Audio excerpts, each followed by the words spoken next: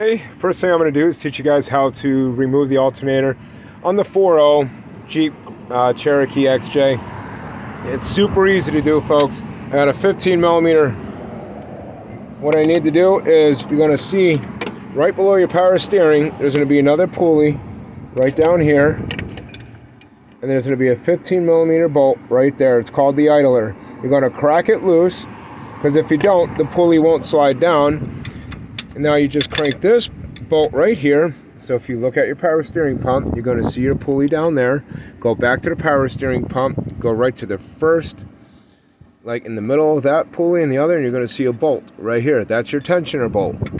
You're going to want to turn that the opposite direction the clock goes until your belt is tight enough to come off the pulley.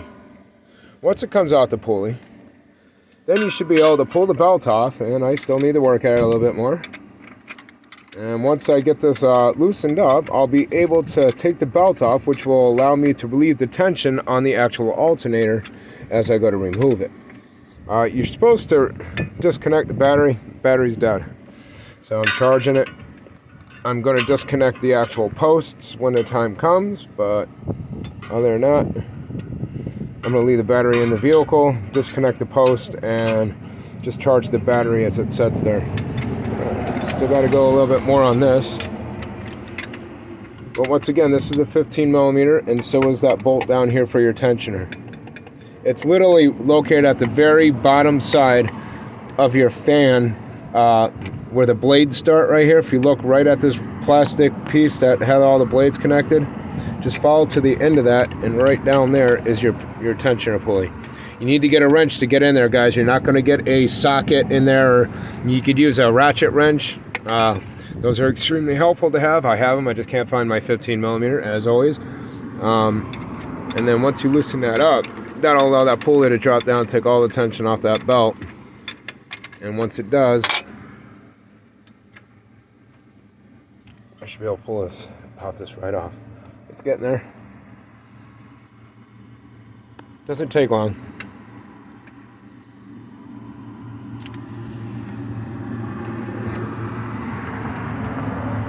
I can just slide it off of this. It's always easier to slide it off of the pulley that has the flat edge and not the grooves. But you also want to make sure that you have this adjusted enough for the pulley. You could actually see the pulley moving.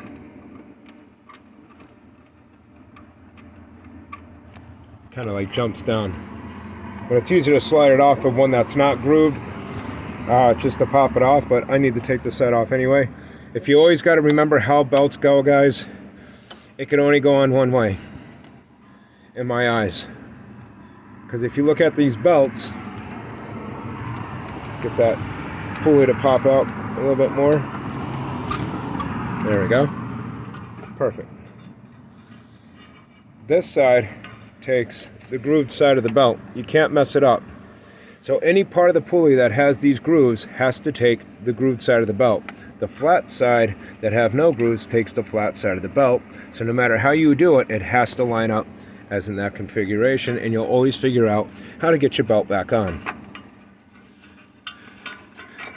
That goes for lawnmower decks as well. Alrighty, got the belt out of the way, and now I expose that bolt right there, and then there's two right down there, and I'm going to have to use a socket. There's one there and there's one there. You could just see the top of the stud right there, and then right there. My camera's all out of whack and focus, but anyhow, that's it. Alright, now back here you're going to have your wires that connect to it from your battery. So you're going to have to take that off. I'm using the ratchet wrench in the back here because it makes this removal a lot easier. It is a 10 millimeter bolt in the back. At least this one is. Now let's see if I can take it off by hand. Nope, still too stiff.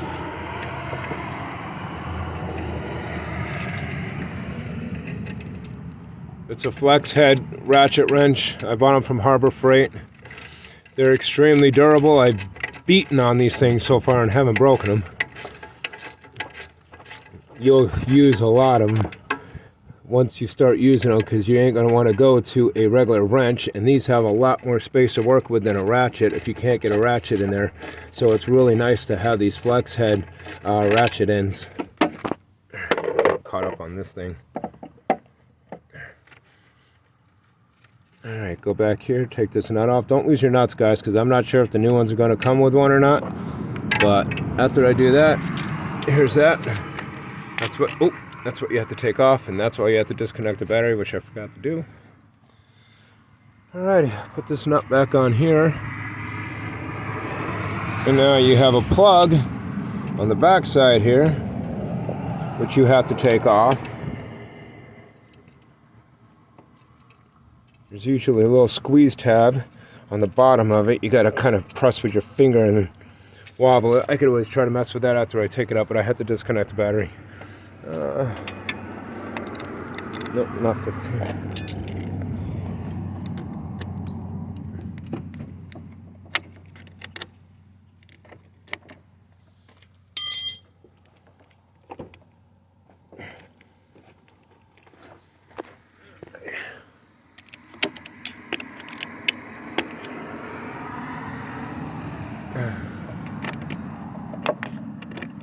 Alright. I gotta spread this apart a little bit. There. Almost. Almost.